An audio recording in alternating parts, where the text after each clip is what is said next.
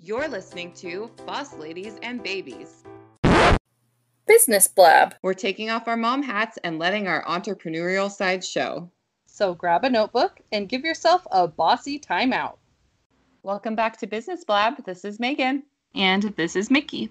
Hello, everyone. We are so excited for this mini-sode. We're going to be talking about a term that has been getting thrown around a lot recently, and that is your zone of genius. So we want to chat a little bit about what that is, what that means, and how you discover it. Have you realized that you're a genius? Really, you are the expert in something special, and people are waiting to learn from you, whether you've tapped into it yet or not. There's something really special that happens when you discover your zone of genius, cut through the crap, and start doing what you actually enjoy doing, and what you're the best at.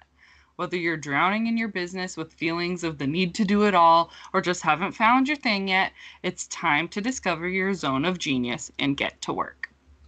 Okay, so grab a pen, grab a paper, and start by listing out all of the pieces that go into your business. Really break down each task and moving part that you're doing on the daily. Nothing's too big, nothing's too small. Checking your email, clearing out your email, answering DMs, posting on social media, scheduling content, the actual operations of your business, like literally every single thing that goes into your business. Then go back to your list and put a star next to the parts that you really, really enjoy doing. Put an X next to the things that you dislike the most, and then put an exclamation point next to your favorite tasks and what you feel like you're absolutely best at, the things you can just kind of do with your eyes closed. Hopefully, you'll have a variety of stars, X's, and exclamation points on your list. And if you're finding you have only X's, it might be time to consider a change. But for the purpose of this topic, let's imagine that you have just a little bit of everything. Next, ask yourself some questions to discover some of your passions. And be honest. What is something you can talk about for hours without preparing? What topic do your friends and family call you for advice on? What is something you find yourself talking about over and over? What are some of the things you do in your life that light you up, business or not? If you were to write a book or a how-to guide, what would it be about? If you were to start a podcast, what would the topic be? What is your true calling?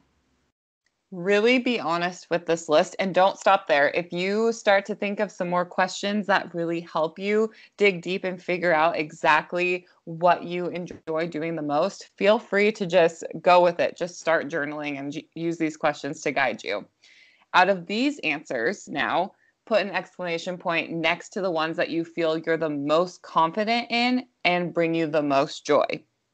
So now, take all of the exclamation points between the two lists and merge them into their own bigger list. So this is a list of your passions. This is a list of what lights you up and what you feel like you're absolutely the best at. This is going to be your gold mine. This is where you get to decide where your zone of genius lies and what you enjoy doing the most. If your list is long, yay for you, that's awesome, you may need to narrow it down even more. Imagine tomorrow is the last day of your life, and you can only do one thing off your list. What would you choose? You can have more than one, but try to keep your list as small as you can to narrow down your niche.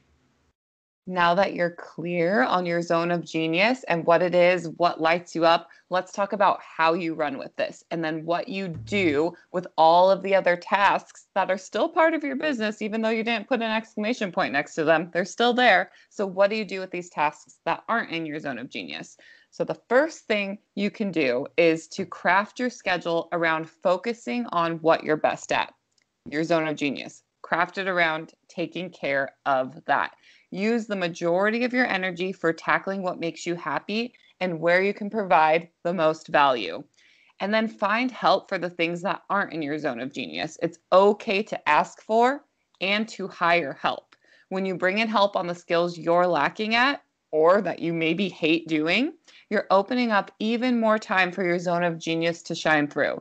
And you're helping someone else fill up their cup by doing what they love doing.